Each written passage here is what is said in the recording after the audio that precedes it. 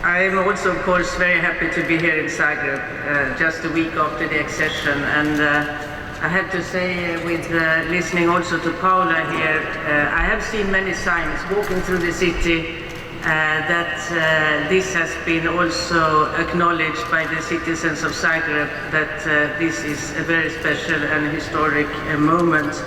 And I think I'd like to take this opportunity also to introduce to you the Commission's face and our new head of the representation in Croatia, which is Mr. Branko Baricevic.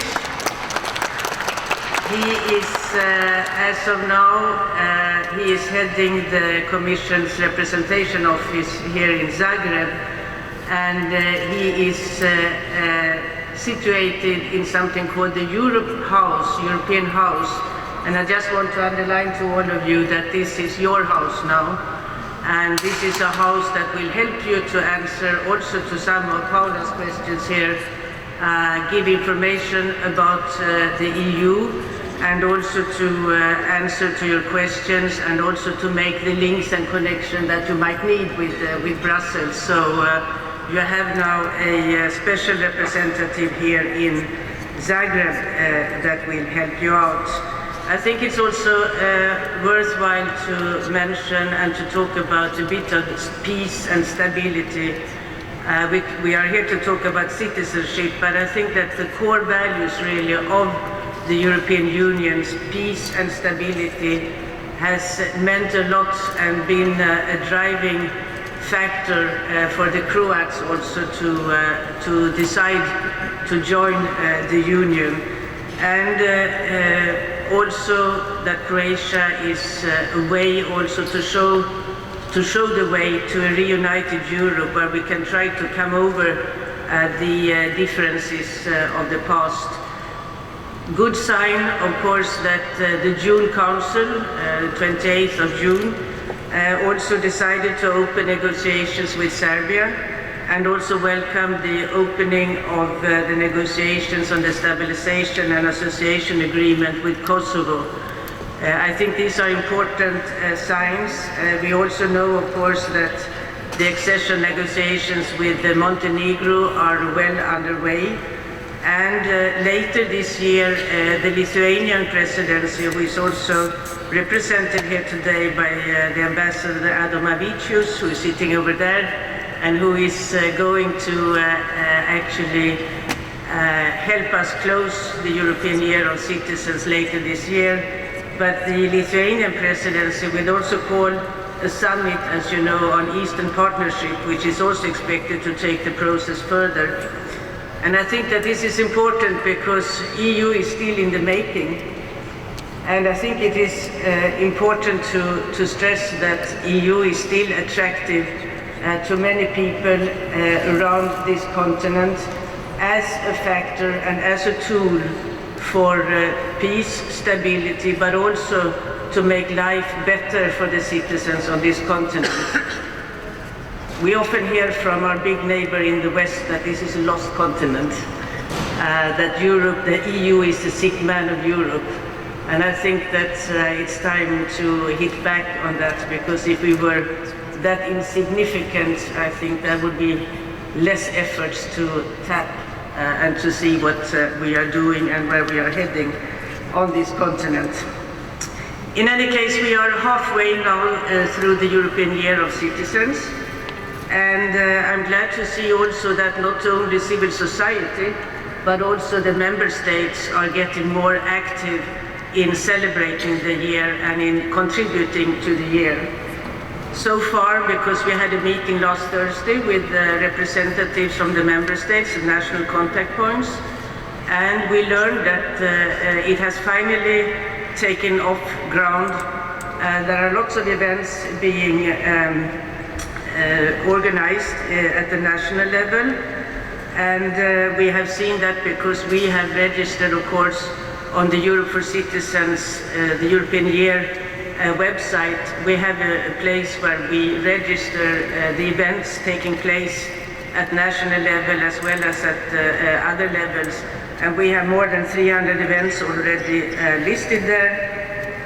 We are also happy to see that our own efforts on social media is taking off.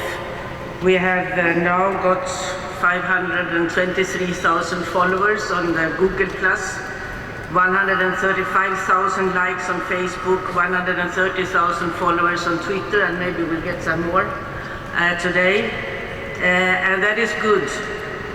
I also would like to add to this that at the EU level, of course, the type of conferences that the Alliance is organizing and the activities in the meantime in the different working groups is extremely important and useful for the whole year and for the outcome of the year.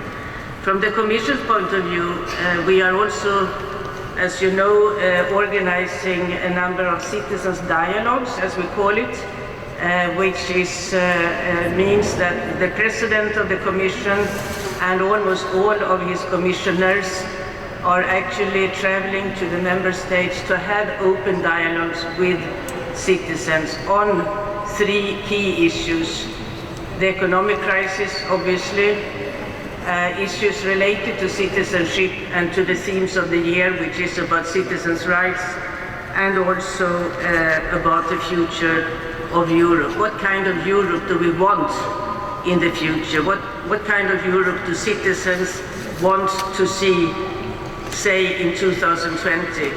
There are a lot of choices to be made, and this is the time where we should all get engaged, because we all have an individual stake in the future of the European Union.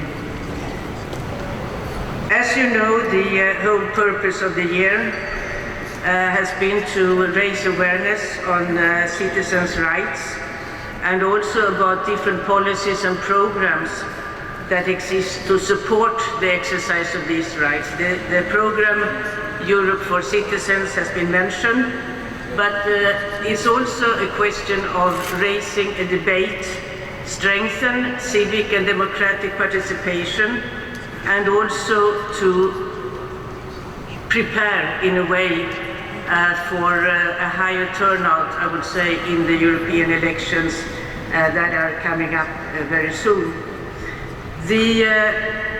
I'm glad to say also, because we looked at this, that Croatia is not starting from scratch. On the contrary, so far already Croatia has almost 300 organizations have participated in projects funded through the Europe for Citizens program. And since 2009, and more than 700 organizations and individuals have taken part in different mobility programs in the EU, such as Erasmus, Comenius, Leonardo da Vinci, and also in the Youth in Action programs. And I hope that participation in these programs actually really triggers a sense of belonging to the EU, but also an understanding about the EU and how it works, and that it allows for more networking with organizations from other member states.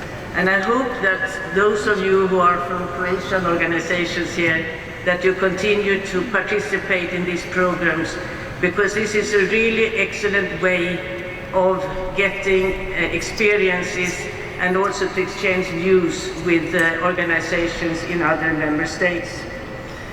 And coming back to that, the purpose of this conference also is, of course, to continue the discussions and to help us feed into what will be the legacy of this year. The political context, if you want, of the year and of also the discussions that are taking place right now is about also the future of Europe.